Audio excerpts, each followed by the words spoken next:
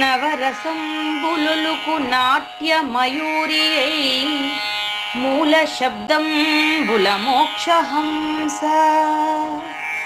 నవరసంబులుకు నాట్య మయూరియై మూల శబ్దంబుల మోక్షహంస.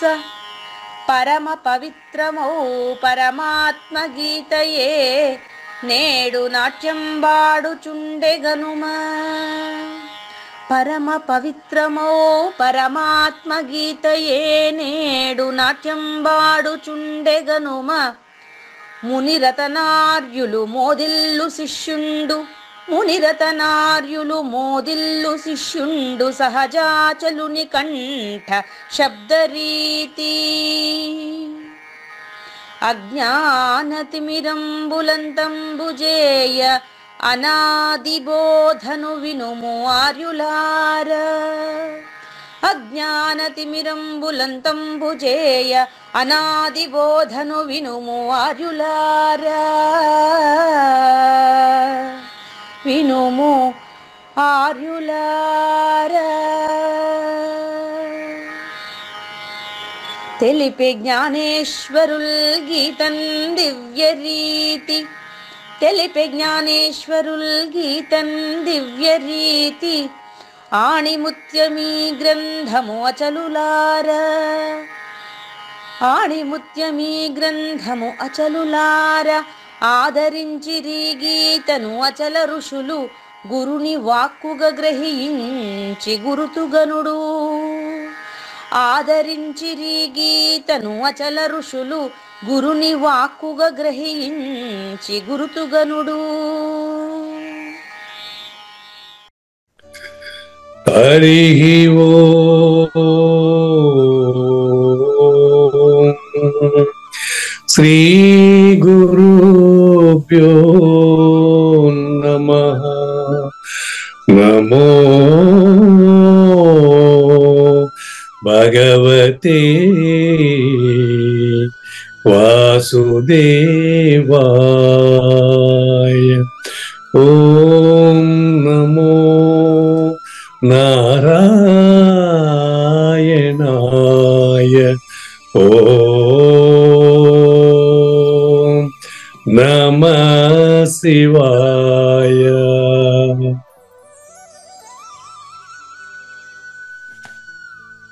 ఈ గీతా జ్ఞానయజ్ఞ కార్యక్రమం మొదలై నిన్నటికి 1049 రోజులైందండి. ఈ రోజు 1050 రోజు. ఈ గీతా జ్ఞానయజ్ఞ కార్యక్రమం సంకల్పించి నిర్వహిస్తున్న శ్రీ విద్యాసాగర్ గురువు గారికి, శ్రీ వెంకటేశ్వర గురువు గారికి శ్రోతలందరి తరపున ధన్యవాదాలు పోతున్నారు. ఈనాటి కార్యక్రమంలో పాల్గొన్న ఆత్మస్వరూపైన శ్రోతలందరికీ కైవల్యాసనం తరపున, అలాగే శ్రీ శివరామ దీక్షితుల వారి అచల యూట్యూబ్ ఛానల్ తరపున హృదయపూర్వక స్వాగతం, వందనాలు. గురుదేవులు సహజాచల రాజయోగి శ్రీ పూజారి వెంకటేశ్వర గురువు గారిని కార్యక్రమం ఆరంభించమని కోరుతున్నారండి. సర్వము గురువుమయము, సర్వము గురువుమయము. భవరోగ వైద్యుడతడని తెలియుము, సకల విద్యల నిలయము. దక్షిణామూర్తి అతడని తెలియుము. మూగవాణి మాటను, ఈ మూగవాణి మాటను శ్రోతలు కోటలు దాటింతురు.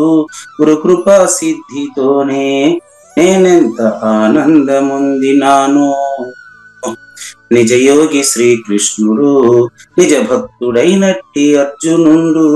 వీరి సంవాదామృతం జనుల రమణ పాలిట అమృతం. వేదవ్యాసుడు దీనిని జనుల ఎద వికసించునట్లుగాను మహాభారతమందున వెలిగించే కోటి సూర్యుల వెలుగుతో నిత్య సత్య శాశ్వతమైన పరిపూర్ణంలో లేఖనే జరుగుతున్నట్లుగా మనకు తెలియబడుతున్న పవిత్రమైన శ్రీమద్ భగవద్గీత జ్ఞానేశ్వరీయ జ్ఞానయజ్ఞంలో 1050వ రోజు అంటే 2024 జనవరి 18వ తేదీన మోక్ష సిద్ధి అనే అంశంలో శ్రీమద్ భగవద్గీత 18వ అధ్యాయంలో మోక్ష సిద్ధి 4వ అంశాన్ని 18వ అధ్యాయం 46వ శ్లోకానికి ముందుగానే శ్రీకృష్ణ దేశికేంద్రుల యొక్క దీనికి టైటిల్ కూడా చెప్తాను చూడండి. త్రికరణ శుద్ధి లేమి ఎలా ఉంటుంది, త్రికరణ శుద్ధి ఉంటే ఎలా ఉంటుంది. ఈ విషయాలను తెలుసుకునేటువంటి 173వ కంద పద్యంతో శ్రోతలందరికీ సాదర స్వాగత సుమాంజలి. శ్రీ గురుభ్యో నమః. శ్రీమద్భాగవత కృష్ణదేశిక ప్రభులు రచించిన 292 కందార్థ దరువులు సంపూర్ణంగా జ్ఞానయజ్ఞంలో రోజుకొకటి చొప్పున వ్యాఖ్యానించబడిన విషయం శ్రోతలకు విదితమే. ఈ కందార్థ దరువులను రచించిన 19 సంవత్సరాల వరకు అవి ముద్రణకు నోచుకోలేదని, వాటిలోని నిగూఢ భావాలను మరింత స్పష్టం చేస్తూ రచయిత క్షరాక్షరోపాధి ద్వయదోషరహిత పరమతత్వ కందములు 261 రచించారని, తదుపరి సద్గురు శుభాశీస్సులతో ఈ రెండూ కలిపి ఒకే పుస్తకంగా ముద్రించారని పెద్దలు చెప్పగా విన్నాం. పుస్తకం ఇప్పుడు మన భక్తులతో చాలా మంది దగ్గర ఉంది. ఈ కందపద్యాలు భగవద్గీతకు ఉత్తర గీత వలె సద్గురు భక్తులకు కందార్థ దరువులలోని ఎన్నో సమస్యలకు సమాధానమై విలసిల్లుతోంది. ఎంతో ఉపయోగకరమైనటువంటి ఈ కందపద్యాలను రోజుకు ఒక్కొక్కటి చొప్పున వివరించాలని అడిగిన ప్రత్యక్ష శ్రోతల కోరిక మేరకు జ్ఞానయజ్ఞంలో శ్రీకృష్ణ పరమాత్మ సందేశానికి ముందే ప్రతిరోజు కృష్ణ ప్రభువుల దర్శనం మహద్భాగ్యంగా భావిస్తూ ముందుకు వెళదామా? మనసుననొకటి దల్చు వాక్కుననొక్కటి బలుకుచుండు కుటిలుడు, మరి తా తనువుననొక్కటి జేయును విను వారికి బోధదల్ప విహితమటోయి. మనసున వాక్కున తనువున పనియొక్కటి జరుపును, అట్టి భక్తునికి దయన్ వినిపించుము వినుమని ఈ ఘనబోధను, వానికి అతుకగలదు ఉడుగకుమీ. ఈ పరిపూర్ణ బోధ ఎవరికి చెప్పాలి, ఎవరికి చెప్పకూడదు అనేది ఇక్కడ తెలుస్తుంది. త్రికరణ శుద్ధి లేమి ఉండే వాళ్ళకు చెప్పొద్దు, చెప్పినా ఉపయోగం లేదు. అవును. త్రికరణ శుద్ధి కలిగిన వాళ్ళకి చెప్పకుండా ఉండకూడదు. మరి వాళ్ళంతా ఎక్కడ గుర్తుపెట్టుకునేదనే జ్ఞానయజ్ఞంలో కూర్చున్నాను నేను. సభల్లో పోయి ఎక్కడంటే అక్కడ ప్రపంచం మీద వెతికినాం అనుకోండి, ఇప్పుడు సమాజంలో వెతికితే అంతా గురువులే కనిపిస్తారు, కానీ నాకు శిష్యులు కనపడడం లేదు. ఎవరికి చెప్పాలని వాళ్ళకి నాకు ఒక ముక్క ఎక్కువ తెలిసి ఉండదు, కాబట్టి నేను వాళ్ళకి చెప్పడానికి అన్ఫిట్ అనమాట. అదేనండి. ఒక ముక్క ఎక్కువ తెలిసి ఉండదంటే ఒకటి తెలిసిన వాడి దగ్గర చెప్పచ్చు, ఒకటి కంటే ఎక్కువ తెలిసిన వాడి దగ్గర నేనేం పోయని చెప్పింది, వాడికి రెండోది ఉంటుంది. కనుక త్రికరణ శుద్ధి ఉండే వారికి మాత్రమే చెప్పాలండి. త్రికరణ శుద్ధి ఉండేవారు దొరుకుతారేమో ట్రై చేస్తున్నాను. మరి తెలుసుకునేది అట్లా అలా నిజ రూపాలు అప్పుడు బోధ తర్వాత బయటపడుతున్నాయి. ఇక్కడే ఉంది కదా, త్రికరణ శుద్ధి ఉంటే తెలుసుకున్నావు సులభంగానే. అవును. త్రికరణ శుద్ధి ఉండే వాళ్ళకి చెప్పమన్నారండి. అవును. ఈ మధ్య కాంట్రవర్సీ వచ్చిన మనిషి త్రికరణ శుద్ధి లేని వాడికి మనం చెప్పటం అయిందిగా. అవును, త్రికరణ శుద్ధి. ఓహో, మీరు అట్టంటారా? ఇప్పుడు ధృతరాష్ట్రునికి భగవద్గీత చెప్పారు, అది చెప్పకూడదు. వినండి వినండి, అక్కడ దాని అర్థం అంతరార్థం మీరే నా దగ్గర చెప్పిస్తున్నారు. ఇప్పుడు భగవద్గీత ధృతరాష్ట్రునికి చెప్పకూడదు అని ఇక్కడ అంటున్నారని మీకు అనిపిస్తుంది కదా మనకు. కాదు కాదు కాదు, దాని అర్థం ఏంటంటే వినేటువంటి నేను త్రికరణ సిద్ధిగా ఉండాలని మీరు నా చేత చెప్పిస్తున్నారు. బాగా క్లియర్ పట్టుకోండి. భగవద్గీత త్రికరణ శుద్ధి లేని వారికి చెప్పకూడదు అన్నారు కదా ఇక్కడ కూడా. మరి దుర్యోధనుడికి ధృతరాష్ట్రునికి త్రికరణ శుద్ధి ఉందే? లేదు. ఎందుకు వాళ్ళకే చెప్పినారు? దుర్యోధనుడు చెప్పాడు కానీ ధృతరాష్ట్రుడు చెప్పారు కానీ దుర్యోధనుడు చెప్పలేదు కదా గురువు గారు. దుర్యోధనుడు కూడా కలిపే భగవద్గీత చెప్పిండేది. దుర్యోధనుడు శ్లోకాలు 9 ఉన్నాయి దాంట్లో. ఓహో. దుర్యోధనుడు శ్లోకాలు 9 ఉన్నాయి. ధృతరాష్ట్రుని కోసమే దుర్యోధనుడు కోసం వాళ్ళిద్దరు ఒకటే, త్రికరణ శుద్ధి లేని వాళ్ళే. సరే, ఇప్పుడు ఇంతకీ మీకు డౌట్, నాకు కొత్త డౌట్ తెచ్చిపెట్టారు మీరు. ఇప్పుడు అర్జునుడు చెప్పకుండా అదేదో దుర్యోధనుడు చెప్తేనే బాగుండేదేమో మరి భగవద్గీత.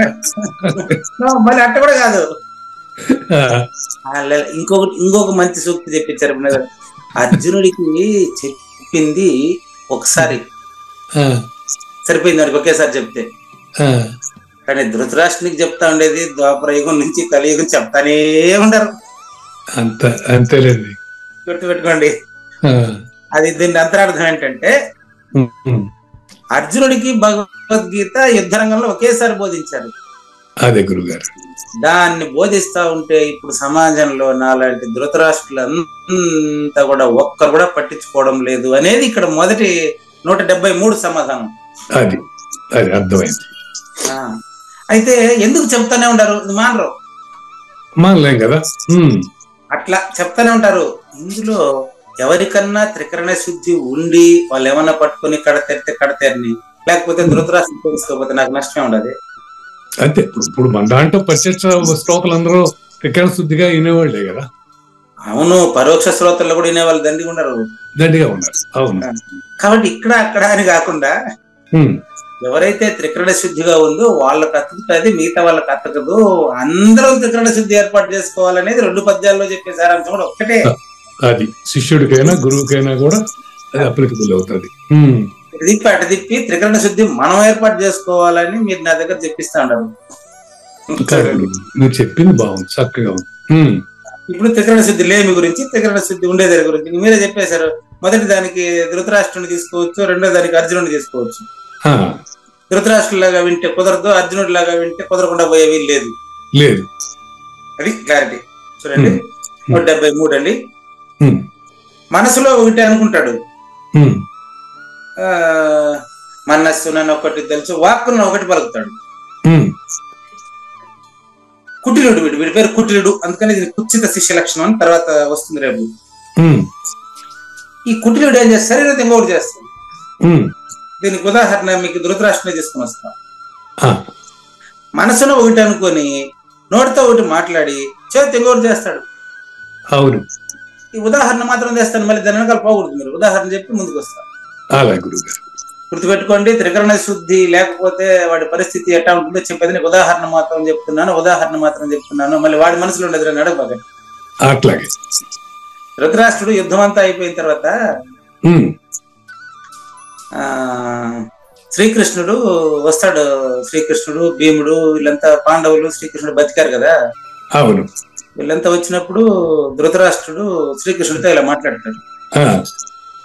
నాయన వచ్చినాడు, ఎవరెవరు వచ్చిండారు, భీముడు వచ్చినాడు, నేను వచ్చిన్నాను, యుద్ధంలో బతికిన వాళ్ళంతా మీ దగ్గరకు వచ్చిన ఆశీర్వాదం కోసం అంటాడు.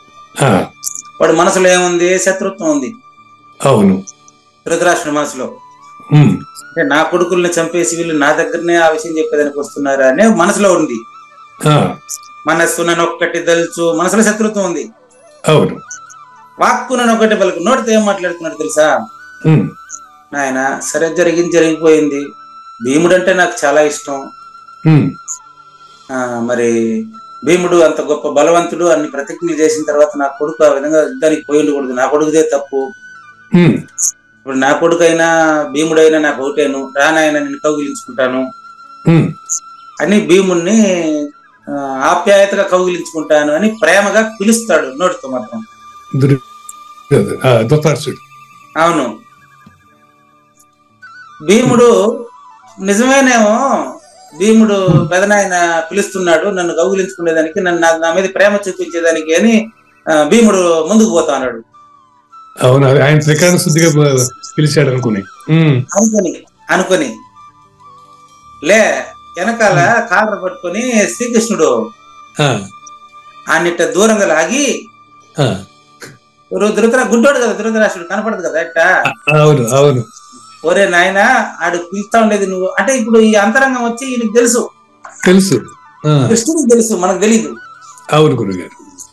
ఈయన మనసులో ఒకటి శత్రుత్వం పెట్టుకుని పైకి ప్రేమ నటిస్తున్నారు. నాయన ఎర్రి పాప నువ్వు పోయి ఆయన కౌగిట్లో చిక్కుకోవద్దు, సస్తావరా నాయన, దూరంగా రా అనేటువంటి బోధ తెలిసేటట్టుగా కాలర పట్టుకొని భీముని వెనక్కి లాగేసి ఒక విగ్రహాన్ని ఇస్తాడంట, వెండి విగ్రహాన్ని కౌగిలించుకోమని. ఎవరు? శ్రీకృష్ణుడు భీముడి బదులుగా లావుగా దాన్ని అతను కౌగిలించుకుంటే ఆ విగ్రహం పూర్తిగా పిండి పిండి అయిపోతుందట. దీన్ని ధృతరాష్ట్రుని కౌగిలి ఇప్పటికి కూడా అదేదో సినిమాలో కూడా ఉపయోగిస్తారు. అవునండి, విన్నాం. రాధాగోపాలం సినిమాలో ధృతరాష్ట్రుని కౌగిలి అనే పదం వాడతారు. అంటే ఇప్పుడు అతను మనసులో ఏమో శత్రుత్వం పెట్టుకున్నాడు, మాట ఏమో ప్రేమగా మాట్లాడాడు. అతని కౌగిలింపులో మాత్రం అతని శత్రుత్వాన్ని తీర్చుకునేటువంటి, పగ తీర్చుకునేటువంటి మనసులో విషం పెట్టుకున్నాడు చూసారా. శరీరంతో అతన్ని చంపేవాలనేటువంటి చేష్ట చేసి ఆ విగ్రహం బూడిదైపోయింది. ఈ చూడండి, ఇప్పుడు దీని ధృతరాష్ట్రుని కౌగిలి అంటారు. వీడు కుటిలుడు. ఇటువంటి ధృతరాష్ట్రునికి భగవద్గీత ఎందుకు చెప్పారండి? లేదు లేదు, భగవద్గీత చెప్పింది అర్జునుడికి ఒక్కసారే చెప్పింది. అది మనకు అర్థం కాలేదని ధృతరాష్ట్రుడి పాత్ర అక్కడ పెట్టి, సంజయుడి పాత్ర అక్కడ పెట్టి, శ్రీకృష్ణ అర్జునుడిని లోపల పెట్టి రాసింది. 4 పాత్రలు పెట్టి రాసింది వేదవ్యాసుడు, మనకు అర్థం కావాలని. కాబట్టి త్రికరణ శుద్ధి లేమి ఉండేటువంటి వాళ్ళకి అటువంటి ధృతరాష్ట్రుడికి మీరు పోయి కూర్చొని చెప్తే ఎలాంటి ఉపయోగం లేదు. కాబట్టి వినువాడికి ఎవరికి చెప్పాల బోధ, ఎవరికి చెప్పాల బోధ? వినేవాడికి. కానీ వాడే అడుగుతాడు. ధృతరాష్ట్రుడు అడిగిందే భగవద్గీత ప్రారంభం, కానీ వాడు అడుగుతాడు. కానీ వాడి మనసరిగి బోధించండి. ఇది బాగుంది గురుగారు సూచన. అడిగిన వాడికే చెప్పాలి, ఇంట్రెస్ట్ అడిగిన వాడికే చెప్పాలి. ఇక్కడ త్రికరణ శుద్ధి బయటపడుతుంది. అడిగిన వాళ్ళల్లో కూడా వాడి మనసును పరిశీలించి చెప్పాలి. అది ఇంపార్టెంట్. జగద్గురువులాగా వాడి మనసు బాగుంటే ఒకవేళ వాడికి ప్రూఫ్ ఏంటి? మనస్సున్న, వాక్కున్న, తనువున, 3 ఒకే చోట పెట్టాడు చూడండి. మనస్సున్న, వాక్కున్న, తనువున, మనసులో ఏదైతే తలుస్తాడో నోట్లో అదే అడుగుతాడు. మనం సమాధానం చెప్పినప్పుడు వాడు వినేదాన్ని బట్టి తెలిసిపోతుంది మనకు. అంతసేపు ఎక్కువసేపు పెట్టుకుంటాను. వాడు మనసులో ఏం పెట్టుకుని వచ్చినాడు, ఏం మాట్లాడుతున్నాడు, వాడు మాట్లాడేది కరెక్టేనా, నువ్వు ఇచ్చే సమాధానాన్ని వాడు స్వీకరించే విధాన్ని బట్టి తెలిసిపోతుందండి. అప్పుడు వాడు మనస్సున, వాక్కున, తనువున అంటే త్రికరణ శుద్ధిగా వాడు ఉండేటప్పుడు గానీ నీకు స్పష్టంగా తెలిస్తే, ఇంతకీ వాడు త్రికరణ శుద్ధిగా ఉన్నాడో లేదో తెలియాలి. చెప్పేటప్పుడు కూడా క్లారిటీ ఉండద్దా? అవును, అది ఇంపార్టెంట్. చూడండి, అటువంటి భక్తుడికి ఎవరైతే త్రికరణ శుద్ధిగా నీ దగ్గరికి వస్తారో, పూర్తిగా తనుమన ధనములు సమర్పిస్తారో, జనక మహారాజులాగా సమర్పిస్తారో, ఆ విధంగా నీ దగ్గరికి ఎవరైనా వస్తే, అంత స్పష్టంగా వస్తే, అటువంటి భక్తుడికి, సద్గురు భక్తుడికి, అనన్య భక్తుడికి అతన్ని పరిశీలించి, అతన్ని పరీక్షించి, అతనికి వినిపించు, వినుమని ఈ బోధను వానికి ఖచ్చితంగా అతుకగలదు, ఉడుగకుమి. ఇది వదలబాదు నాయన. కాబట్టి త్రికరణ శుద్ధి లేని వాళ్ళకి చెప్పొద్దండి, త్రికరణ శుద్ధి కలిగినటువంటి వాళ్ళకి చెప్పండి. అంటే అన్య భక్తులకి చెప్పొద్దండి, అనన్య భక్తులకి చెప్పండి. అది ప్రూఫ్ ఏంటి అంటే, భక్తుల అన్నిట్లోనూ భక్తి ఉంది. ఆర్తులు, జిజ్ఞాసులు, అర్థార్థులు, జ్ఞానులు. ఇందులో జ్ఞానిగా వచ్చిన వాడికి మాత్రమే చెప్పండి. ఆర్తులకి దానికి సంబంధించి చెప్పి ఊరుకునే వాళ్ళకి ఈ బోధ చెప్పకండి, రహస్యాన్ని సూచన చేయబాకండి. కాబట్టి అలా చేసినారంటే ఉపయోగం ఉండదు. మరి చేస్తానే ఉండాలి. అంటే అందులో వినేటువంటి వాళ్ళలో ఏ మనుష్యానాం సహస్రేషు, వేలాది మందిలో వినేటువంటి వాడు ఒక్కడే, తెలుసుకునేటువంటి వాడు ఒక్కడే, తెలుసుకున్న తర్వాత కూడా వాడు ఒక్కడే అండి వింటా ఉండేది, ఒకడే అండి చెప్తాడు. దీనికి ప్రూఫ్ కావాలంటే మనకు విద్యా ప్రకాశానంద స్వామి చెప్పారండి, భగవద్గీత రాసింది కృష్ణుడు, వినింది కృష్ణుడు, చెప్పింది కృష్ణుడు. అంటే దానికి ఏకేశ్వరోపాసన అంటారు. ఏకేశ్వరోపాసన అంటే భగవంతుడు ఒక్కడే, ఆయన పేరు నేను, 2 అక్షరాలు నేను, ఐ, అయితే ఐ, పురుషోత్తముడు. దీన్ని ఏకేశ్వరోపాసన అంటారండి. ఇది ఇప్పుడు వస్తుంది, ఇప్పుడు దీంట్లో 2వ భాగంలో వస్తుందండి. కాబట్టి త్రికరణ శుద్ధి కలిగిన వాళ్ళకు చెప్పండి, కలగని వాళ్ళకు చెప్పబాకండి అనేటువంటి సారాంశాన్ని అందించాను. కృష్ణ ప్రభువులు ధన్యవాదాలు తెలియజేస్తూ, నేను యజ్ఞం 1050 ఎపిసోడ్ 2వ భాగం. మనం ప్రతిపదార్థం నేర్చుకుంటూనే మనకు సమయం పూర్తయింది. యతః ప్రవృత్తిర్భూతానాం ఏన సర్వమిదం తతం స్వకర్మణ తమభ్యర్చ్య సిద్ధిం విందతి మానవః. ఈ యొక్క తతం అనే దానికి చెప్పాను కానీ అభ్యర్చ అనే దానికి నేను వివరించలేదండి. అది ఇప్పుడు ఎక్స్ప్లెయిన్ చేస్తాను. చూడండి, మళ్ళీ గుర్తుపెట్టుకోండి, అదే చెప్తున్నా, ఏ పరిపూర్ణము నుంచి అయితే ఈ సృష్టి అంతా వచ్చినట్టు తెలుస్తా ఉందో, బాగా గమనించండి, ఏ పరిపూర్ణము నుండి అయితే ఈ సృష్టి అంతా వచ్చినట్టు తెలుస్తా ఉందో, తెలుస్తా ఉందో అని చెప్పాను, వచ్చిందని చెప్పలేదండి. మళ్ళీ గుర్తు చేస్తున్నా. సృష్టి అంతా వచ్చినట్టు తెలుస్తా ఉండేది ద్వంద్వానికి, అబద్ధపు గుర్తుకేనండి. ఓకే, తెలుస్తా ఉన్నది ఎవరికి? ఏమండి? తెలుస్తా ఉన్నది ఎవరికి? అబద్ధపు గుర్తుకేనండి. గురుగారు, అది మోక్ష సిద్ధి 4వ ఎపిసోడ్ ఇది. మోక్ష సిద్ధి అనే టాపిక్ లో 4వ ఎపిసోడ్ గుర్తుపెట్టుకోండి. 45, 46 శ్లోకాల్లో మీకు మోక్ష సిద్ధి అనేటువంటి టైటిల్ పెట్టాను. ఈ టైటిల్ ఎందుకు అంటే మోక్షం ఇప్పుడు సిద్ధిస్తుందని కాదు, నువ్వు మోక్ష స్వరూపుడు నువ్వే గుర్తించడం కోసం ఆ టైటిల్ పెట్టాను. మళ్ళీ చూసుకోండి. యతః అంటే ఏ పరిపూర్ణము నుంచి అయితే సమస్త ప్రాణులు ఉత్పత్తి అయినట్లు తెలుస్తున్నాయో. మంచి ప్రశ్న. తెలిసేది ఎవరికి అన్నారు మీరు? మంచి ప్రశ్న. తెలిసేది అబద్ధపు గుర్తుకేనండి. తెలిసేది అబద్ధపు గుర్తుకేనండి. సద్గురుమూర్తికి సృష్టి లేనిదే ఎట్లా అనేది భావంలో జ్ఞానేశ్వర్ ఎక్స్ప్లెయిన్ చేస్తారు మీకు. అదే అబద్ధం అబద్ధానికి తెలుస్తుంది కాదండి, అబద్ధం అబద్ధానికే తెలుస్తా ఉంది. నిజం సూచన కాబడితే అబద్ధం అబద్ధం అయిపోతుంది. నిజం సూచన కాపాడితే, నిజం అబద్ధానికి సూచన కాపాడితే. ఓకే, అంతే అంతే. నిజం, right, very good very good. వచ్చేసారు. నిజం అబద్ధానికి సూచన కాబడితే అబద్ధం అబద్ధం అని అబద్ధానికి తెలుసుకుని నిజం మిగిలిపోతుంది. కానీ ఇక్కడ లాస్ట్ లో ఒక మాట చెప్తానండి. అబద్ధం అబద్ధమై నిజం మిగిలిపోతాది అనే దానికంటే కూడా నిజంలో అబద్ధం మిగలదు అనేది కరెక్ట్ ఆన్సర్. నిజంలో అబద్ధం, అవును, నిజంలో అబద్ధం మిగలదు కదా. అది నా అనుభవం, అది విషయం, అది నీ అనుభవం. అంతేనండి, అది నిజం. ఇదం సర్వం, ఈ జగత్తంతా ఈ కథం దేని చేత వ్యాప్తమై ఉందో అది విషయం. ఇది నేను చెప్పాను 8వ అధ్యాయం 22లో చెప్పాను, 2వ అధ్యాయం 17 శ్లోకంలో చెప్పాను. ఒక అక్షరం తేడా లేకుండా వచ్చింది. ఏన సర్వమిదం తతం అని. ఏన అనే దానికి పరిపూర్ణం అని చెప్పేశాను. ఇదం అనే దానికి మాత్రం ప్రపంచం అని చెప్పాను. ఇదం సర్వం, ఈ పంచభూతాత్మకమైన ప్రపంచమంతా ఏన దేని చేత, దేని చేత, తం ఆ పరమేశ్వరుని చేత, ఆ పరమేశ్వరుని చేత, ఆ పరిపూర్ణం చేత, ఆ పరిపూర్ణం చేత పూర్తిగా వ్యాపించబడింది. చెప్పేవాడు అందులో ప్రత్యేకంగా లేడు. అయితే ఆ పరమేశ్వరుని ఎట్ట పూజించాలి? చాలా ఇంపార్టెంట్ అండి.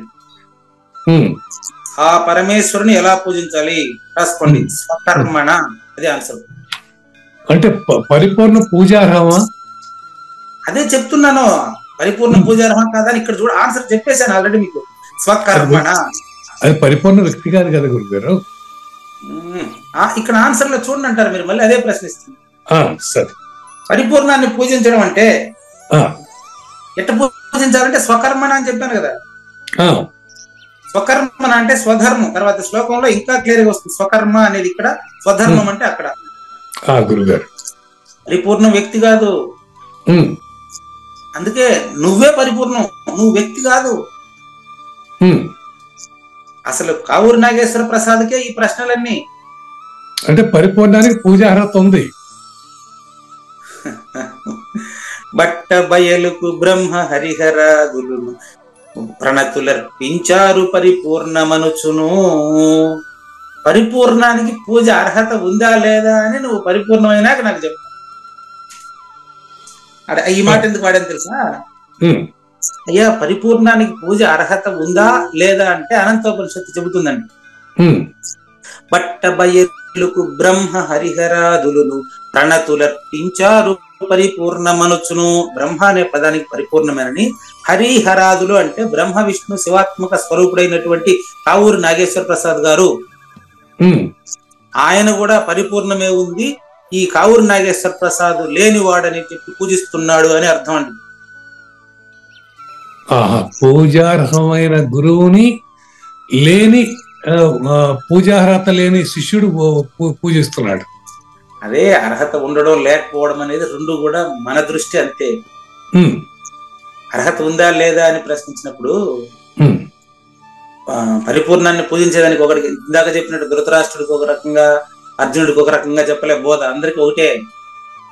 ఇప్పుడు శివరామ దీక్షితుల వారిని పూజించేవారు వాడు ఉన్నట్ట లేనట్ట? శివరామ దీక్షితులు వారు ఒకరు, పూజించేవారు ఒకరు, మళ్ళీ మీరు ఒకరు, ముగ్గురు లేరు. పరిపూర్ణముని పూజించడం ఎట్లా అని చెప్తున్నాను. ఆ పూజించే విధానంలో మీరు లేదని మీకే తెలిసిపోతుంది. అది మీరు అది ముందుకెళ్ళనివ్వట్లేదు. పరిపూర్ణం ఎట్టుంది, పరిపూర్ణం ఎట్టుంది అంటే మీరు బోధ క్రమంలో మీరు కనపడకుండా పోవాలా. అట్లాగే మీరు పరిపూర్ణుడై మిగలాలా. నెక్స్ట్ ఒప్పుకోను, మళ్ళీ నేను చెప్తాను. మీరు పరిపూర్ణుడై మిగలాలా అనే దానికంటే పరిపూర్ణంలో మీరు మిగలకూడదు. పరిపూర్ణంలో నేను మిగలకూడదు. అది ఇట్లండి. పరిపూర్ణంలో నేను మిగలకూడదు అంటే పరిపూర్ణాన్ని శివరామ దీక్షితులను పూజించకూడదు. శివరామ దీక్షలు నువ్వు తనిగా లేవయ్యా. శివరామ దీక్షితులు వేరు, మీరు వేరు అని అనుకునేది నాగేశ్వర ప్రసాద్, మీరు కాదు. ఓకే, పూజా విధానంతో దండగా మరి పూజా విధానం అంతా కూడా అది తెలుసుకోవడం కోసమే తప్ప అది తెలుసుకున్న తర్వాత పూజ లేదు. లాస్ట్ లో మీకు చెప్తారు కదండి, సప్తకోటి మహామంత్ర చిత్త విభ్రమకారక, పూజించేవాడు లేకపోయినాడే. నీకు నేను వస్త్రం కట్టాలా అంటే నువ్వు ములుగుచేదానికి సంది లేకుండా ఉంటే నీకు వస్త్రం ఎట్టగట్టేది? వస్త్రం సమర్పయామి చెప్తాను. మీకు పూజలో బోధ ఉంది. ఒక ఏదైనా పూజ జరిగేటప్పుడు కన్నా మీరు ఫస్ట్ నుంచి లాస్ట్ వరకు ఆ పూజలో అంతరార్థాన్ని ఎక్కడైనా వ్యాఖ్యానం చేసుకుని వింటే అప్పుడు తెలిసిపోతుంది, మీకే తెలిసిపోతుంది. ఇక్కడ భగవంతుడు లేడు, నేను ఉన్నాను సూర్యస్తంభంలో తప్పండి. భగవంతుడు ఉన్నాడు, భగవంతుడిలో మాట్లాడేవాడు లేడు. పూజిద్దామంటే మీరు లేరు, మరి నేను ఉన్నది ఎవరు? అట్లని పూజ మానకూడదు. అది మీరు అదే ముందుకెళ్తే మీకు కనిపిస్తుంది. మీరు మిగలరు అని చెప్తున్నా నేను. పరిపూర్ణుడుగా మీరు మిగులుతారు, వ్యక్తిగా మీరు మిగలరు. అట్లా గురుగారు. మీకు బ్రహ్మ హరిహరాదులు అని చెప్పా అంటే బ్రహ్మ విష్ణు మహేశ్వరులు ముగ్గురు కూడా పరిపూర్ణాన్ని పూజిస్తున్నారని సూచన చేశారు. దాని అర్థం ఏంటి తెలుసా? సృష్టి స్థితి లయములు నీది. 25వది అంతేనండి. 25వ వాడు 26ను చూసి 25 లేమిని తెలుసుకోవాలి అంటే మీరు పూజించేవాడు ఇంకొకడు ముగ్గురు నెత్తుకొని వస్తున్నాడు. కాబట్టి బాగా గమనించండి, పూజ జరిగేటువంటి పూజల్లో లేకనే పూజించే విధానం తెలియాలి అంటే పూజా విధానాన్ని తెలుసుకోవాలి. అందుకని కృష్ణ ప్రభువులు ప్రత్యేకంగా రాశారు. దాన్ని ఇంకా డెవలప్ చేసి పంచదేశ దుర్గానంద స్వాములు రాశారు. పూజా విధానంలో ఒక వ్యక్తిని, ఒక సద్గురుమాత దంపతులను కూర్చోబెట్టి పూజ చేసేటప్పుడు కానీ ఆ పూజలో ఉండే పరమార్థం తెలిస్తే చుట్టుపక్కల వాళ్ళందరూ పరిపూర్ణ బోధకు పరుగులెత్తి రావాలి. ఈ రోజు పరిపూర్ణ బోధ పూజా విధానం తర్వాత వీళ్ళు నెత్తిని చేయబెట్టడం, ఈ డబ్బులు వసూలు చేయడం కార్యక్రమాలను చూసి చాలా మంది సమాజంలో విమర్శిస్తున్నారు తప్ప ఎవరు ఇంకా ఆదరించడం లేదు అచల సిద్ధాంతాన్ని.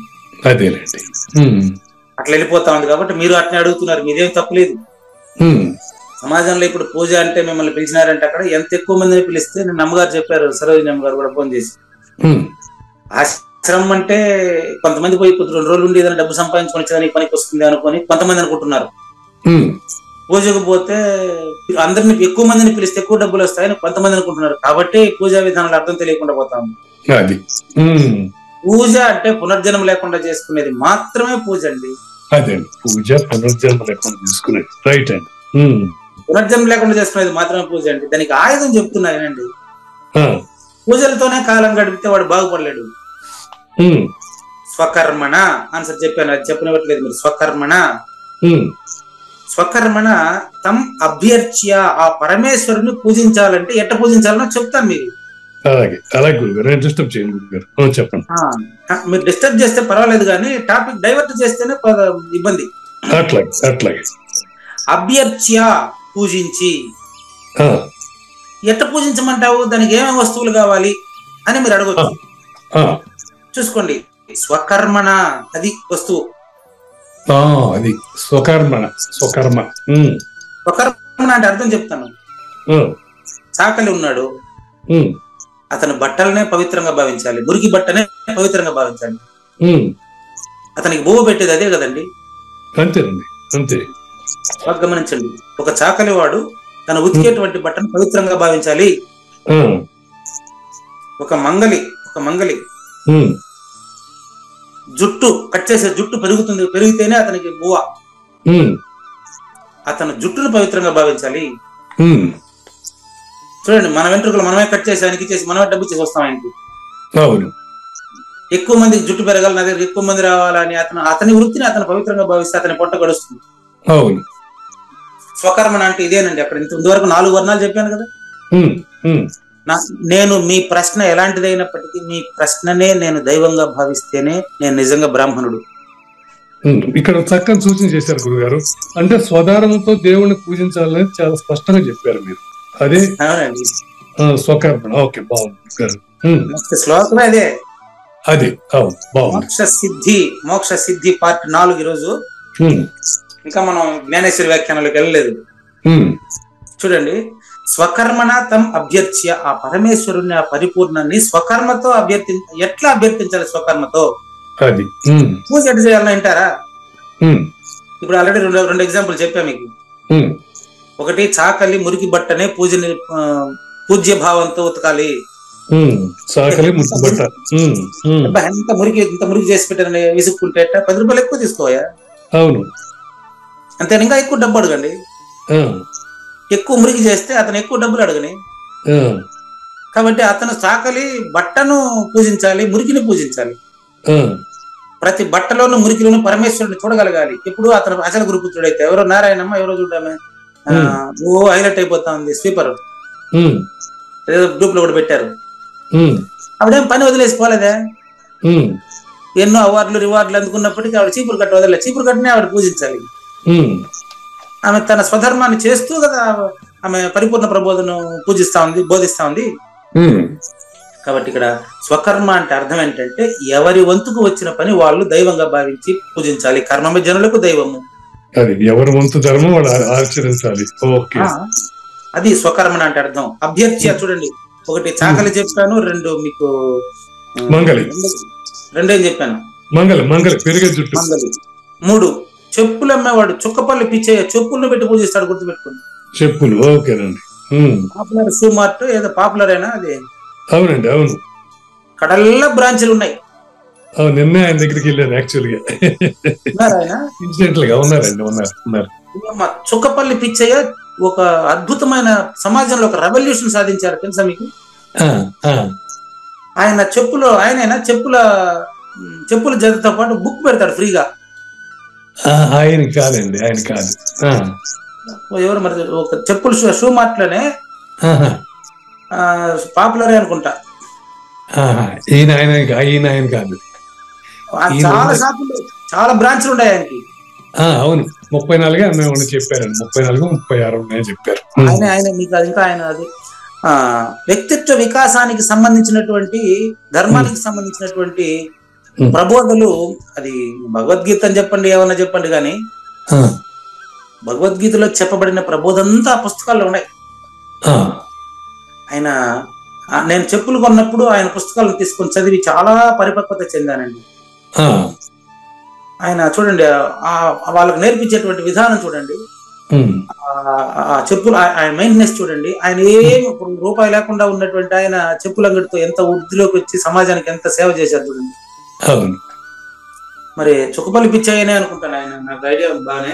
అంటే ఆయన ఒరిజినల్ ఆయన వాళ్ళ బావమరిదికి అమ్మేశాడు ఆయన షాపులన్నీ. ఉండొచ్చు, ఇప్పుడు ఆయన చుక్కపల్లి పిచ్చయ్య కదా తెలియదు నాకు. ఆయన దాదాపు 80 years old. అదే ఉంటది, మీరు కలిసింది వేరే ఆయన ఉంటది. అది వాళ్ళ అసలు వాళ్ళు అసలు ఆయన. ఇప్పుడు ఎందుకు అది చెప్పానంటే స్వకర్మ అంటే తను చెప్పుల్నే, ఇప్పుడు చెప్పులు కుట్టేటువంటి అతను చెప్పులకు పెట్టి సామాన్యాన్ని కట్టేస్తాడు ఆయన. అతని వృత్తి అది. మానవుడు ఎప్పుడు కూడా చూడండి, ఇక్కడ ఒక ఎగ్జాంపుల్ చెప్పారు గురుగారు. ఈయన జయదాల్ గోయంకా. పతివ్రత స్త్రీ తన పతి సర్వస్వం అని ఎలా భావిస్తుందో, నేను ఇప్పుడు నా అనుభవాన్ని చెప్పమంటే చెప్తానండి. ఇప్పుడు స్వకర్మ అంటే అర్థం ఏంటంటే, నేను ఈ రోజు వరకు కూడా నేను రాశాను, మెసేజ్లు కూడా గృహప్రవేశానికి వాళ్ళని పిలుస్తూ రాశాను. ఈ కేవలం ఈ టీచర్ ఉద్యోగం వల్లనే, ఈ కాలేజీలో నేను ఉద్యోగం చేయడం వల్లనే, ఈ విద్యార్థుల వల్లనే నేను బోధింటున్నాను. కాబట్టి ప్రతి విద్యార్థి, ప్రతి టీచరు గృహప్రవేశానికి వచ్చి నన్ను పావనం చేయండి అని మెసేజ్ పెట్టాను అన్నమాట. ఇక్కడ చూడండి, ఇప్పుడు నేను దేన్ని పూజించాలి తెలుసా? నేను విద్యార్థి అడిగే ప్రశ్ననే పూజించాలి, విద్యార్థినే ప్రేమించాలి.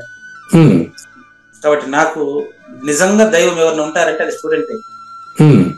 ప్రతి విద్యార్థిలో నేను శ్రీకృష్ణ భగవాను చూసినానంటే అంతకంటే ఇంకా నాకేం కావాలి చెప్పండి.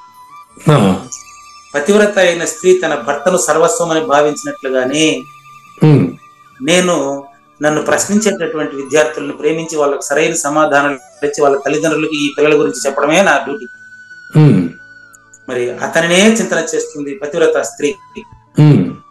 నేను ఎప్పుడు 24 గంటలు క్లాస్ నుంచి బయటకు వచ్చినా ఇప్పుడు మీకు క్లాస్ చెప్తా ఉంటే కూడా నా విద్యార్థినే నేను పూజిస్తున్నాను. అది పూజ అంటే అర్థం అంటే స్టూడెంట్ కి ఎత్తుకొని పోయి కడ్డీలు ముట్టించి కూర్చోబెట్టి బొట్లు పెట్టి జుట్లు కట్టి అతనికి బొట్లు పెట్టి పూలమాల వేసి పూజించి అది కాదు పూజ. పూజ అంటే ఇది పూజ. నా ఏ వృత్తిలో ఉన్నానో దాన్ని పూజించాలి నేను. అది పూజ అంటే నిజార్థం అది. అతని చూడండి, పతివ్రత స్త్రీ తన భర్తనే పరమేశ్వరుడుగా భావించాలి. ఒక టీచర్ స్టూడెంట్ ని ప్రేమించాలి. ఒక ఏ పని చేసే వాళ్ళు అయినా సరే దానికి సంబంధించిన కస్టమర్ ని ఆప్యాయంగా మాట్లాడాలి. అది పూజ అంటే. కాబట్టి భర్త ఆజ్ఞానుసారమే భార్య ఎలాగైతే నడుచుకుంటుందో మనోవాక్కాయ త్రికరణ శుద్ధిగా ఆవిడ నడుచుకోవాలి అంటే పతిభక్తి లేక సతిభక్తి దివసాలు తిప్పుకోండి. పతివ్రత అయినటువంటి స్త్రీ, అదే కాకుండా మంచి పురుషుడు కూడా తన భార్యను దైవతగా భావించినప్పుడు త్రికరణ శుద్ధిగా ఆమె ఆజ్ఞను పాటిస్తాడు. కాబట్టి వస్తాను వ్యాఖ్యానానికి టైం అయిందంటున్నాడు ఆయన. అట్లే పరమేశ్వరుడే తనకు సర్వస్వం అని భావించి ఆయన ఆజ్ఞానుసారం ఆ భార్య ఏ విధంగా అయితే సర్వీస్ చేస్తుందో తన భర్తకి, అదే విధంగా ప్రతి ఏ వృత్తిలో ఉండేవాడు ఆ వృత్తిలో ఉండేవాడు మంగలి వచ్చేటువంటి కటింగ్ చేసుకుని వచ్చేటువంటి అతన్ని ప్రేమగా మాట్లాడాలి, అతనితో బాగా సంభాషించాలి, అతనికి అనుకూలమైన మాటలు మాట్లాడాలి, అతనికి సరిగ్గా సర్వీస్ చేసి పంపించాలి. మంగలి, చాకలి, చెప్పులు కుట్ట ఆయన, తర్వాత ఏ మటన్ కొట్ట అమ్మేటువంటి షాపు ఆయన, ఎవరైనా సరే అతని దగ్గరకు వచ్చే కస్టమర్ అతను ప్రేమగా మాట్లాడి అతన్ని పూజించి అతనికి అనుకూలమైన మాటలు మాట్లాడినప్పుడు అతని వృత్తి ఇంకా పెరుగుతుందా, అతనికి జీవనోపాధి పెరుగుతుందా లేదా? కాబట్టి మానవ అంటే మానవుడు, సిద్ధిం అదో వచ్చేసింది సిద్ధిం పద పదం. మోక్ష సిద్ధి అంటే ఆల్రెడీ ఉండేది, విందతి పొందుతున్నాడు, అది మోక్షం అంటే అర్థం. మరి ఆ విషయాన్ని మన జ్ఞానేశ్వరి ద్వారా విందాం. చూడండి, సంక్షిప్తంగా భావం చెప్తాను చూడండి దీనికి. ఏ పరమేశ్వరుని నుండి అయితే, ఏ పరిపూర్ణము నుండి అయితే ఈ సృష్టి అంతా వచ్చినట్లు తెలియబడుతుందో ఆ పరిపూర్ణాన్ని పూజించాలంటే, నాకు తెలిసి ఇంకా ఏమనుకోబాకండి, అసలు నిజం వచ్చేస్తా ఉంది, నేను ఆపితే కూడా అది ఆగేది కాదు కదా. నేను మానవ జన్మలో మానవుడు మాట్లాడే చూసేటువంటి ప్రతి అణువును పరిపూర్ణంగా చూడటమే పరిపూర్ణాన్ని పూజించడం. చెప్పేదాన్ని బట్టి అర్థం అదే. నాతో మాట్లాడేటువంటి ప్రతి ఒక్కరిని కొడుక, కూతుర, లేకపోతే తల్లి, తండ్రి, గురువ, ఏదైనా పెట్టుకోండి, అందరినీ పరిపూర్ణులుగా చూసేటువంటి దృష్టి కోణం మారిందంటే ఇంకా తనిగా పూజించబడేవాడు తనిగా ఉన్నాడు. అదేనండి సంబంధం ఉన్నది ఇక్కడ, సంబంధంతో కలిగిన వాళ్ళు పూజిస్తాం. ఓకే, కాబట్టి అందరిని పరిపూర్ణులుగానే భావిస్తాడు, అది అలవాటు అయిపోతుంది. కాబట్టి మోక్ష సిద్ధి నెంబర్ 4 ఈరోజు జ్ఞానేశ్వరి వ్యాఖ్యానాన్ని విందాం. మనం 22 నిమిషాల టైం చూడండి. చూడండి, కేవలము దీనిని విహిత కర్మాచరణ అని మాత్రమే కాదండి. విహిత కర్మాచరణ అంటే నీ పని నువ్వు చేసుకో అన్నట్టుగా అనిపిస్తుంది మీకు నేను చెప్పి మాట్లాడింది. నీ పని నువ్వు చేసుకో అంటే నీ పనిలో దైవాన్ని చూడు అని అర్థం అండి. చూసుకోండి, ఇక్కడ ఒక 3 ముచ్చట్లు చెప్తారు. నెంబర్ 1, పరమాత్మ యొక్క మనోగతమగు వాంఛను పాటించుట అని అర్థం. నీ పని నువ్వు చేసుకో అంటే సద్గురువు తనిగా బయట చూసినంత కాలం నీ గురువు దొరకడండి. బయట గురువుని చూసి వెళ్తున్నాం కదా అంటే అది నామం. అది గురు శిష్య రహితాన్ని నీలో చూస్తేనే అప్పుడే నీకు పరిపూర్ణత. రెండో దానికి పోయినామంటే అది పరిపూర్ణత కాదండి. దేని వలనైతే ఈ భూత సృష్టి ఆకార ప్రాప్తి పొందినట్లు తెలుస్తా ఉందో, ఏది మనకు సద్గురువునే సృష్టికర్తగా భావిస్తాం ఫస్ట్. అట్లా ఎవడు ఈ మాయారూపి యొక్క గుడ్డ పీలికల్ని జోడించి జీవరూపి యొక్క గుడ్డ బొమ్మల్ని తయారు చేసి మరియు త్రిగుణములతో నేయబడిన అహంకార రూపి యొక్క దారముతో దానిని ఆడించునో, సమిష్టి అండి, సమిష్టి కర్త వీడే కనిపిస్తాడు మనకు. సమిష్టి కర్తే కనిపిస్తాడు మనకు, ఎప్పుడు కూడా పరిపూర్ణం కనపడదు. కనపడదండి. ఎందుకంటే పరిపూర్ణం నువ్వే కాబట్టి. అదే గురుగారు. రెండైనా చూడండి, భూత సృష్టి ఆకార ప్రాప్తి నొందింది. ఈ భూత సృష్టి 24 భూత సృష్టి ఆకార ప్రాప్తి పొందింది 24 అండి. ఈ మాయారూపి గుడ్డ పీలికల్ని జోడించి 84 లక్షల గుడ్డ పీలికల్లాగా ఆడిస్తా ఉన్నాడే, ఆడుతా ఉండేది ప్రకృతి, ఆడించేవాడు పురుషుడు అండి. ఇది 2 చెప్పింది. బాగా గమనించండి, ఆడుతా ఉండేది ప్రకృతి, ఆడించేవాడు పురుషుడు. ఈ జంట ద్వయం, ఇది ద్వయం. అట్టి సర్వంతర్యామి ఈశ్వరుడు సృష్టికర్త. మీరు ఆ స్థితికి ముందు ఎదగాలి. 24 నుంచి 25వ స్థితికి ముందు ఎదగాలి నేను. మరి ఆ విహిత కర్మాచరణ అనే పుష్పాలతో ఆ సద్గురువును పూజిస్తే, శివరామ దీక్షితులు తనిగా, మేక నిర్భయానంద స్వామి తనిగా కాదండి. మీరు చెప్పిన మాటలన్నిటికీ ఇక్కడ సమాధానాలు చెప్పేసుకుంటూ వచ్చేస్తాం. మేకా నిర్భయానంద స్వామినే సృష్టికర్తగా భావించి ఆయన్ను పరిపూర్ణుడుగా మీరు కొలిచేంత వరకు పూజ కొనసాగుతుంది. మరి ఆయన్ని పరిపూర్ణుడుగా కొలిచినప్పుడు శిష్యుడు గురువు తండ్రిగా తెలియబడతారు. ఇందాక మీరు చెప్పిన దాన్ని బట్టి అతనికి అపారమైన సంతోషం కలిగించారనుకోండి మేకా నిర్భయానందులకు. ఇట్లాంటి పూజ వలన ఆ పరమాత్మ సంతుష్టుడైతే, అంటే సద్గురువు హృదయంలో స్థానం సంపాదించినవంటే, సద్గురు హృదయంలో స్థానం సంపాదిస్తే ఆయన వచ్చి నీ హృదయంలో ఉంటాడు. ఇదంతా బోధ కోసమే, గమనించండి. అతడు విహిత కర్మాచరణమనర్చే భక్తుడికి, అంటే మేకా నిర్భయానందులు ఈ కావూరి నాగేశ్వర ప్రసాద్ గారికి ఏమిస్తారు తెలుసా? వైరాగ్య లాభం ఇస్తారు. ఇది స్వకర్మాన్ని వైరాగ్య లాభం ప్రసాదిస్తారు. మీరు చేసేటువంటి మార్కెటింగ్ మేనేజర్ వృత్తి కదా మీరు చేసింది. మీరు చేసే వృత్తిలో ఎవరిని నొప్పించకుండా, మీరు నొచ్చుకోకుండా ఉద్యోగం చేస్తే మీరే పరిపూర్ణులని మేకా నిర్భయానంద వచ్చి ఇక్కడ చెప్తాను. వినండి, జస్ట్ ఎగ్జాంపుల్ అండి. అంతటా మీకు వైరాగ్య అవస్థలో మనస్సునందు కేవలం ఏకేశ్వర, అక్కడ గురు శిష్యుడు రహితమవుతారు చూడండి, కేవలం ఏకేశ్వర ధ్యానమే కలిగినప్పుడు జీవుడికి, ఇప్పుడు ఏకేశ్వర ధ్యానం అంటే ఒకటి తప్ప రెండోది లేదని, అది ఇంతసేపు జరిగింది అన్యోన్య భక్తి. ఇద్దరిని గురించి చెప్పాను మీకు. భూత సృష్టి దేని వలన పొందింది? ఆకారాలను ఆడించేటువంటి వాడేవాడు. ఆ 2 చెప్పాను ఇప్పుడు. అది ఆకారాలను ఆడించేవాడు. బాగుందండి. ఆట ఆడించేవాడు. ఈ 2 నువ్వేనని తెలిసిపోతే, ఆ నువ్వు ఇంతసేపు మాట్లాడినటువంటి వింటున్నటువంటి నువ్వు ప్రత్యేకంగా లేవు అని ములుగుచ్చేదానికి సందు లేకుండా ఉండే పరిపూర్ణతను నీ గురుమూర్తి నీకు సూచన చేస్తే అప్పుడు మీరు ఇద్దరు ఉంటారా? ఇద్దరు లేరు, ఒకరుండారని చెప్పరు. మీరు నిన్నమన్నా చేసిన సూచనలు నాకు అంతే. ఇప్పుడు భూత సృష్టి ఎవరు, ఆకాలను ఆడించేవాడు ఎవరు అన్నప్పుడు, అది నేనే అన్నప్పుడు ఇంకా గురువు ఇంకా ఎక్కడి నుంచి వస్తాడు? అప్పుడు అదే చెప్పేది. గురు శిష్యులు ఐక్యమై రహితం అవుతారు. చూడు, రహితం అవుతారు. ఒక్క నిమిషం అవుతారు. ఇంక 2 లైన్ లాగండి, 2 లైన్ లేనండి. అవుతారు. ఇక్కడ అవుతారా అంటే మీలోనే జరుగుతుంది ఆ నిర్ణయం. చూడండి, అప్పుడు మీకు ఇప్పుడు మీరు చెప్పిన నిర్ణయంలో ఈ విశ్వం అంతా కూడా, నేను అక్కడ ఉండేదే చదువుతున్నానండి.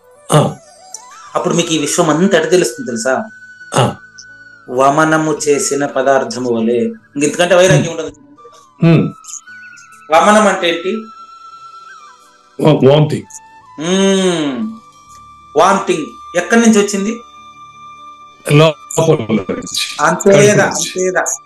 ఎక్కడి నుంచి వచ్చింది అంటే వాంతి చేసినోడు తనిగా, వాంతి తనిగా తెలుస్తుంది కదా. తెలుస్తుంది. అన్ని శూన్యంలోనే కదయ్యా. ఓహో, బాగుంది సూచన. ఆహా, శూన్యము నుంచి వాంతి చేసిందే ప్రకృతి అండి. అది వాంతి చేశారంటే అది మలినం, అందుకే బయటకు వచ్చిందండి. సరే, బయటకు వచ్చింది, లోపలికి పోయిందా మళ్ళీ? ఎందుకు చెప్పాల్సి వచ్చిందంటే, శూన్యము నుంచి వాంతి చేసిన ప్రకృతి శూన్యం బయట పోయేస్తాడా?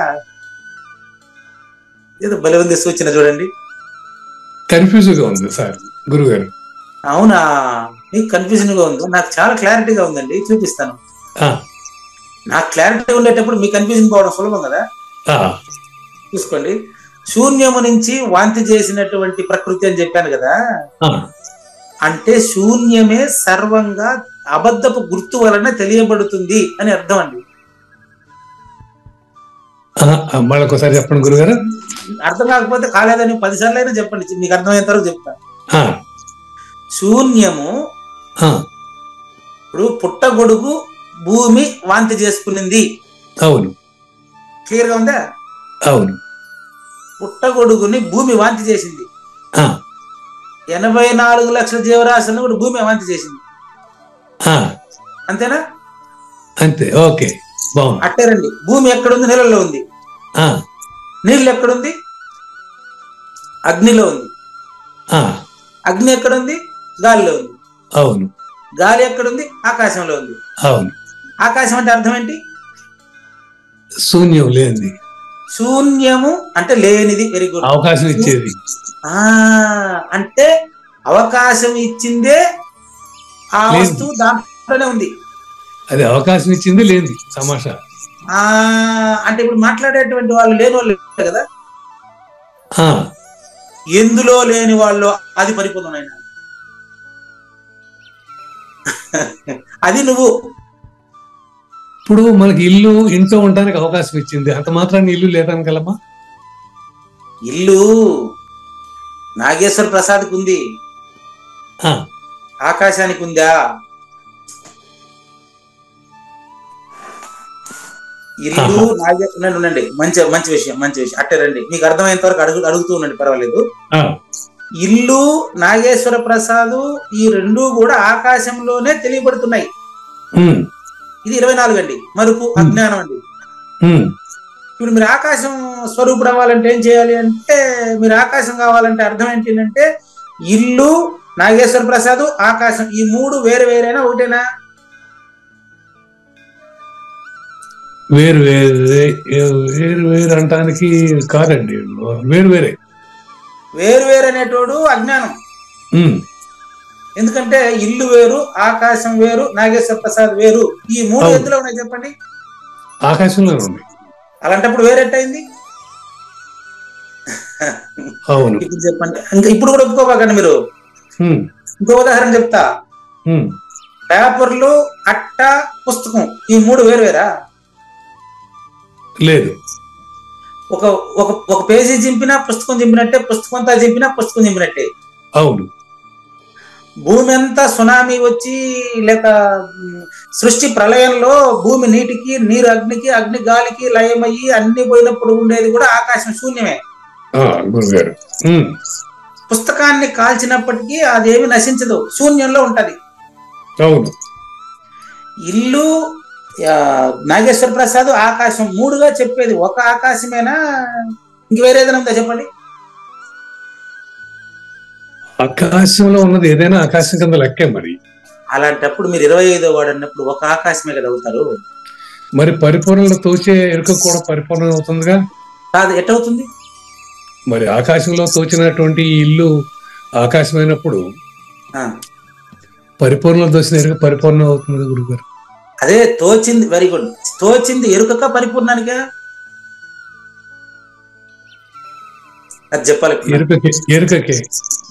ఎరుక పరిపూర్ణంలో తోచింది అన్నప్పుడు ఎరుక నిజమా, పరిపూర్ణం నిజమా?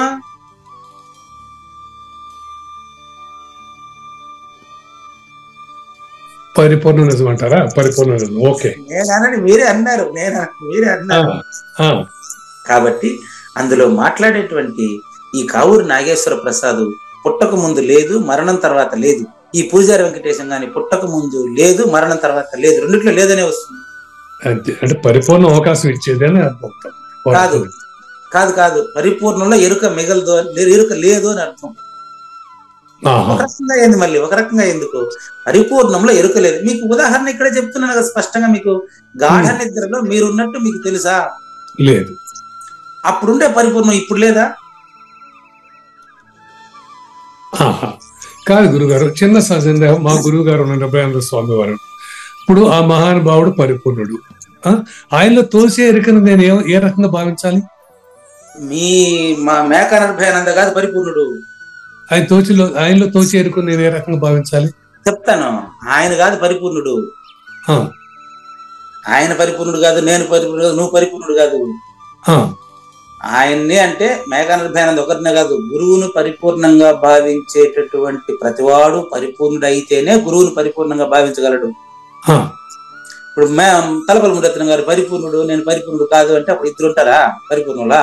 ఆకాశంలోనే శూన్యం ఉంది, ఆకాశానికి అతీతంగా ఉండే పరిపూర్ణులు ఇద్దరు ముగ్గురు నలుగురు నుంచి వచ్చినారా? ఓకే.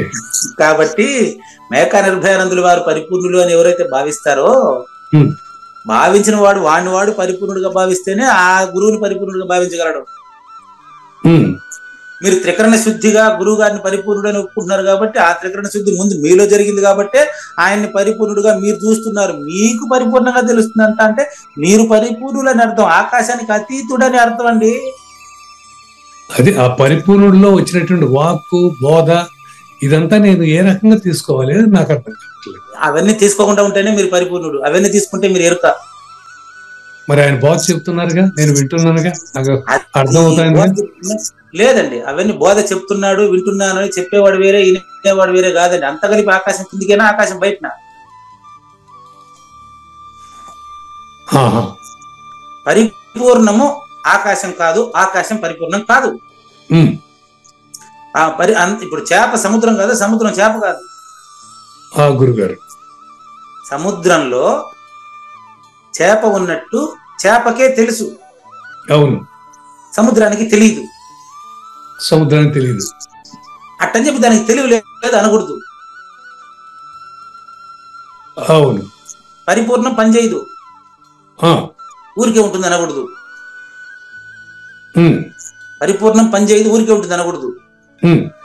మీకు చెప్తా ఉండేటువంటి గురువు గారు పరిపూర్ణుడని భావిస్తే మీరు కూడా పరిపూర్ణుడు, ఇద్దరు లేరాడా?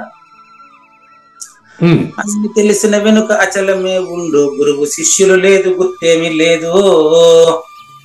చూడండి, పతి వియుక్తయగు స్త్రీకి పతి చింతన వలన జీవితమే నిరర్ధకమగు రీతిన ఆ భక్తునకు కూడా సుఖమునకు సంబంధించిన విషయాలన్నీ కూడా సంపూర్ణమైన దుఃఖంగానే తోచును. అంటే అచల పరిపూర్ణుడికి ప్రపంచంలో ఏ సుఖం తీసుకున్నా దుఃఖ మిశ్రితమేనని తెలిసిపోతుంది.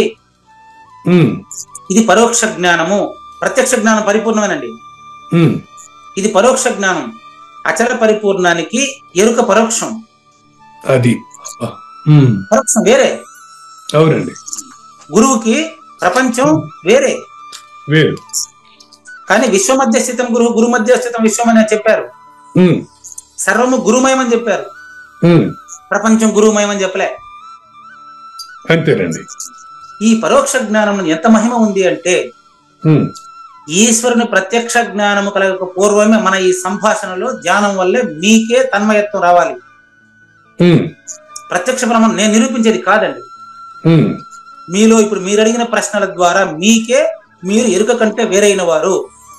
మీరు పరిపూర్ణంలో లేకనే తోచిన లేనిరుక కావూరు నాగేశ్వర ప్రసాద్ అని, ఆ కావూరు నాగేశ్వర ప్రసాద్ థర్డ్ పర్సన్ అని, అందులో ఉండే మేకా నిర్భయానంద సెకండ్ పర్సన్ అని, మేకా నిర్భయానంద గాని కావూరు నాగేశ్వర ప్రసాద్ గాని కానటువంటి పరిపూర్ణం ఎప్పుడు ఎక్కడ లేకుండా ములుగుతుందని సందు లేకుండా అంతటా ఉందని మీకు మీరే నిర్ణయం అవ్వాలి, ఇంకొకటి చేసేది కాదు.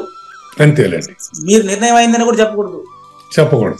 ఇందువల్ల ఏ మనిషి అయితే మోక్షం పొందాలనే కోరిక మరియు ప్రయత్నం చేస్తాడో అతనికి పూజించాల్సింది దేన్ని అని అడిగారు మీరు.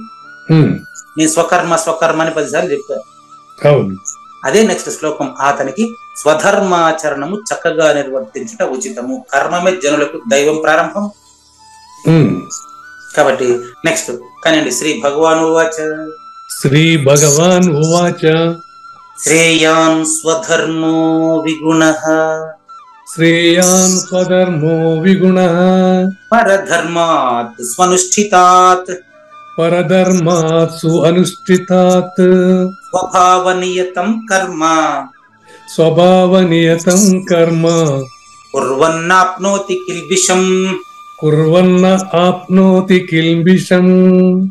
ఇది మీకు 3వ అధ్యాయం శ్లోకం నంబర్ 35 అనుకుంటాను. గురుగారు, అక్షరం తేడా లేకుండా ఆ మొదటి పాదం అట్టే తెచ్చి పెట్టారండి. ఓహో, 3వ అధ్యాయంలో శ్లోకం నెంబర్ 35 అని అనుకుంటానండి.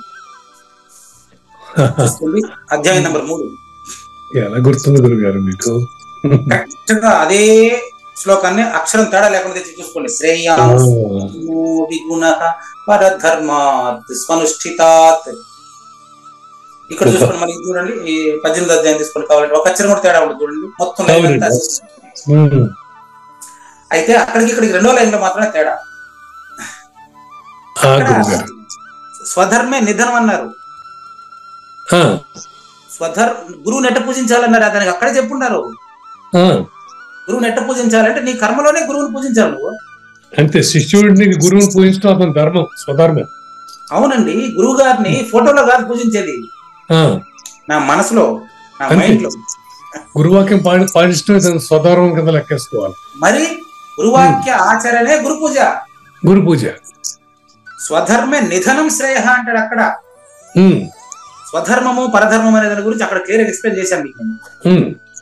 కాబట్టి స్వధర్మము పరధర్మము అనేటువంటి అర్థాలు ఏంటంటే బాగా ఆచరించబడినటువంటి, బాగా చాలా ఇంపార్టెంట్, స్వనుష్ఠితాత్ అంటే బాగా ఆచరించబడినటువంటి, బాగా ఆచరించబడినటువంటి ఆ యొక్క స్వధర్మం ఏదైతే ఉందో అది ఇతరుల ధర్మం కంటే గొప్పది. ఇప్పుడు ఎక్కువ సభలకు వెళ్ళిపోతున్నాడు ఆయన అని చెప్పి నేను కానీ లీవ్ పెట్టేసి అన్ని సభలకు వెళ్ళిపోతా, అది పరధర్మమే, అవునా కాదు? కాబట్టి స్వధర్మము అంటే తన వృత్తి ధర్మము అని అర్థం. గుర్తుపెట్టుకోండి, స్వధర్మము ఈజ్ ఈక్వల్ తన వృత్తి ధర్మము. ప్రపంచంలో నా వృత్తికి కేటాయించి నేను ఏదో వృత్తి ఎంచుకోవాలి. అంతే, పూజకి స్వధర్మం దేవుని పూజిస్తాం. ఓకే, స్వధర్మం నా పనియే జనులకు దైవం అండి. కాబట్టి బాగా సరిగ్గా త్రికరణ శుద్ధిగా ఆచరించేటటువంటి స్వధర్మం పరధర్మం కంటే మేలైంది. కాబట్టి స్వధర్మే నిధనం అన్నారు అక్కడ. ఇక్కడ అటు కాదు, స్వభావ నియతం కర్మ అన్నాడు. అంటే స్వభావ నియతం అంటే బ్రాహ్మణుడు, క్షత్రియుడు, వైశ్యుడు, శూద్రుడు, ఈ 4 కదా చెప్పారు అక్కడ. ఎవరి వృత్తిని వారు చక్కగా పాటించడమే శూద్రుడు బ్రాహ్మణుడుగా మారుటకు, శూద్రుడు బ్రాహ్మణుడుగా పిలువబడుటకు, శూద్రుడు బ్రాహ్మణుడుగా అపరోక్షం చెందుటకు సరైన దారి. కాబట్టి బాగా చూడండి, ఎదుటివాడి ధర్మాన్ని ఆచరించడం కంటే నా ధర్మాన్ని ఆచరించడం మేలు. అవును, దానివల్ల ఎటువంటి పాపము అంటదు. నా ధర్మం నాకు చక్కగా తెలుస్తుంది, ఎదుటివాడి ధర్మం మనకు తెలియదు కదా గురువు గారు. అందుకే కదా ఇప్పుడు కటిక వృత్తి ధర్మ వ్యాధుడిది, తన వృత్తి మానేయలేదు పరిపూర్ణుడైన తర్వాత. అవును, పైగా విశ్వామిత్రుడు వచ్చి ఆయన దగ్గర నేర్చుకున్నాడు. ఇప్పుడు ఒకటి వృత్తి ఒకటి చేయలేడు కదా గురువు గారు. అట్లా కాబట్టి తన ధర్మాన్ని ఆచరించడంలో కష్టం కలిగినా కూడా దాని పరిణామ స్వరూపమున ఎట్టి ఫలము లభించును అనేటువంటి విషయం ధ్యానం అందించాలి. సులభంగా తెలిసిపోతుంది. నేను క్లాసుకు పోయి పాఠం చెప్పడం ముఖ్యమా, లీవ్ పెట్టేసి ఎవరో ఫోన్ చేసి పిలిచినారని నేను ఆ సభకి వెళ్ళిపోవడం ముఖ్యమా? చూసుకోండి. అంతే, మన పాఠం చెప్పడం ముఖ్యం, మీ వృత్తి ధర్మాన్ని మీరు పాటిస్తారు కదా, అంతే. అక్కడే నేను పూజను చూడొచ్చు, అంతే. అవును, కాబట్టి ఈ యొక్క వివరాన్ని మనం తర్వాత ఎపిసోడ్ లో చూద్దాం. మోక్ష సిద్ధి అంటే స్వకర్మ ధర్మాచరణ, స్వధర్మ కర్మాచరణ, ఇటనే ఒకటే. చాలా బాగుంది. స్వకర్మ ధర్మాచరణ, స్వధర్మ కర్మాచరణ, స్వధర్మ కర్మాచరణ బాగుంది. చూద్దామండి. లేనిది లేదు లేదు, ఉన్నది లేకపోవుట లేదయ్యా, ఈ గొప్ప మర్మమంతా నీ వలన తేటగా తెలిసెనయ్యా, ఎన్ని సుగుణములున్నను పరధర్మ ఆచరణ హేయమయ్యా, స్వధర్మ ఆచరణలో మనుజుడు పాపమును పొందడయ్యా. శ్రీకృష్ణుని పలుకును సూటిగా తలపల మునిరత్నమే, శ్రీమించిన భావమై సద్గురువు చెప్పకనే చెప్పానండి. సద్గురాత్మ మంగళం అమ్మ కానండి. జయ మంగళం నిత్య శుభమంగళం, జయతు జయ మంగళం మహోత్సవ మంగళం, జయ మంగళం నిత్య శుభమంగళం, జయతు జయ మంగళం మహోత్సవ మంగళం. శ్రీమించున చలంబు సూచించినటువంటి దక్షిణామూర్తికి దండమిడుతూ, శ్రీమించున చలంబు సూచించినటువంటి దక్షిణామూర్తికి దండమిడుతూ, శ్రీ మహావిష్ణువు సూర్య భగవానుడు యాజ్ఞవల్కి జనక రాజఋషికి జయ మంగళం నిత్య శుభమంగళం, జయతు జయ అయం వ్యర్థ బాహ్యకోపి నభవతి అనే సుఖయోగి సాంది పరుసుల వరుస. అయం వ్యర్థ బాహ్యకోపి నభవతి అనే సుఖయోగి సాంది పరుసుల వరుస. దీనినే శ్రీకృష్ణ పరమాత్మ వద్దనే ఎరిగరిగిన ఉద్ధవార్జునులకు. జయమంగళం నిత్య శుభమంగళం జయతు జయమంగళం మహోత్సవమంగళం. శ్రీ అల్లమా ప్రభు బసవేశ్వరుండును బ్రహ్మానంద రామానంద స్వామి. శ్రీ అల్లమా ప్రభు బసవేశ్వరుండును బ్రహ్మానంద రామానంద స్వామి. నవరసాలు లిఖించు నాట్యమయూరిగా గీతను మలచిన జ్ఞానేశ్వరులకు. జయమంగళం నిత్య శుభమంగళం జయతు జయమంగళం మహోత్సవమంగళం. కబీరు దాసుడు సహజానంద గురుడు రామావధూతయు రాజితముగా. కబీరు దాసుడు సహజానంద గురుడు రామావధూతయు రాజితముగా. అంబికా శివయోగి శ్రీవేమన నిరంజన వెంకయ్య తిరువెంగళార్యులకును. జయమంగళం నిత్య శుభమంగళం జయతు జయమంగళం మహోత్సవమంగళం. శ్రీ బృహద్వాశిష్ట సిద్ధాంతమును చేసి జనన మరణ భ్రాంతి జడుపు బాపి. శ్రీ బృహద్వాశిష్ట సిద్ధాంతమును చేసి జనన మరణ భ్రాంతి జడుపు బాపి. అచల సాంప్రదాయమవనిలో నెలకొలిపి అందించినట్టి శివరాములకును. జయమంగళం నిత్య శుభమంగళం జయతు జయమంగళం మహోత్సవమంగళం. మెప్పైన బోధల తిప్పలు బాపిన అప్పయ్య మంత్రియు అచల గురులు. మెప్పైన బోధల తిప్పలు బాపిన అప్పయ్య మంత్రియు అచల గురులు. పరశురామ సీతారామ స్వామి ప్రభులు నరసింహ యోగి గురువర్యులకును. జయమంగళం నిత్య శుభమంగళం జయతు జయమంగళం మహోత్సవమంగళం. కంద కందార్థముల నందించి బృందముకు రంది పాపిన కృష్ణ ప్రభువునకును. కంద కందార్థముల నందించి బృందముకు రంది బాపిన కృష్ణ ప్రభువునకును. పలుకులా కందనిది పరబయలు ఇది అని పలికిన ఫీల్కాన లక్ష్మణునకు. జయమంగళం నిత్య శుభమంగళం జయతు జయమంగళం మహోత్సవమంగళం. ఫీల్కాన లక్ష్మణుల ప్రియ శిష్యవర్యుండు అవధూతయని పేరావనియందు. ఫీల్కాన లక్ష్మణుల ప్రియ శిష్యవర్యుండు అవధూతయని పేరావనియందు. పాఠాలు నేర్పించి పీఠాలు ఏర్పరచి శంఖబాపిన వెంకటేశ్వర వధూతకు. జయమంగళం నిత్య శుభమంగళం జయతు జయమంగళం మహోత్సవమంగళం.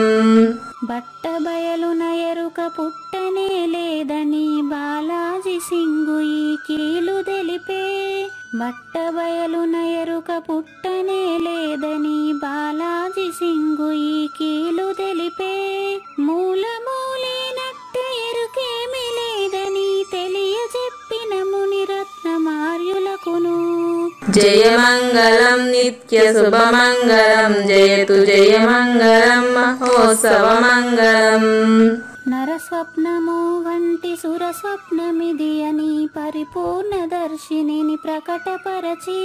నరస్వప్నము వంటి సురస్వప్నమిది అని పరిపూర్ణ దర్శినిని ప్రకటపరచి. సహజాచల రాజయోగి సద్గురు కృపచే సాంప్రదాయక గురుల సరసనా జేరే. జయమంగళం నిత్య శుభమంగళం జయతు జయమంగళం మహోత్సవమంగళం. నిష్కల్మషానంద నిజ గురుని శిష్యుండు లింగమూర్తి లిపిని పొందుపరచి. నిష్కల్మషానంద నిజ గురుని శిష్యుండు లింగమూర్తి లిపిని పొందుపరచి. కార్వేటి నగరము పురవాసుడైనట్టి పూజారి వెంకటేశునకంకితం విధి. జయమంగళం నిత్య శుభమంగళం జయతు జయమంగళం మహోత్సవమంగళం. జయమంగళం నిత్య శుభమంగళం జయతు జయమంగళం మహోత్సవమంగళం. జై సద్గురు ప్రభు మహారాజ్ కి జై. జై గురుదేవ్ అండి. శ్రోతలందరి తరపున వెంకటేశ్వర గురువు గారు ధన్యవాదాలు చెప్తూ శాంతి మంత్రం. పూర్ణమదః పూర్ణమిదం పూర్ణాత్ పూర్ణముదచ్యతే పూర్ణస్య పూర్ణమాదాయ పూర్ణమేవ అవశిష్యతే. ఓం తత్సత్.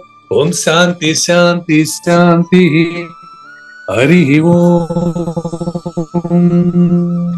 న తద్భాసయతే సూర్యో న శశాంకో న పావకః యద్గత్వా న నివర్తంతే తద్ధామ పరమం మమ.